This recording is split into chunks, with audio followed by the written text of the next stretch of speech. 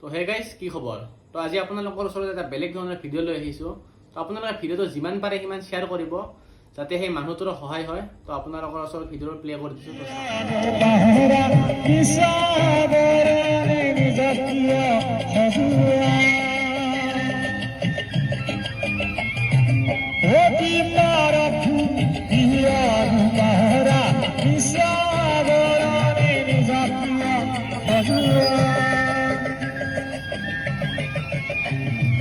লক্ষ্মীনাথেৰ ভাষা তুমি লিখিতা হেমকুকৰ খবৰ বুঝে শেক্সপিয়াৰ শেষগুলি শিয়াৰা হৰিয়ানাথ গীতা বুঝে কি হৰা